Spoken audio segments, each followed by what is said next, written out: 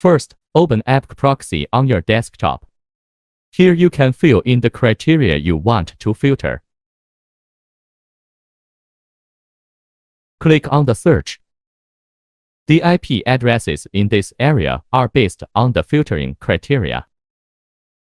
Right-click to extract. These ports are available.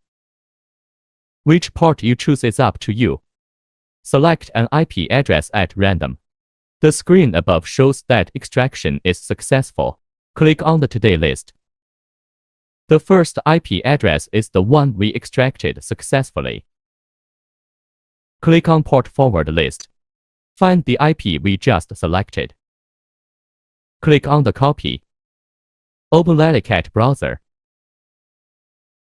Click Add Browser Profile. You can give the window a random name here. For example, the window name is ABC. Proxy settings, select SOCKS 5. Enter the copied IP address in this box. Next, you continue to enter the port values. Click Check the network.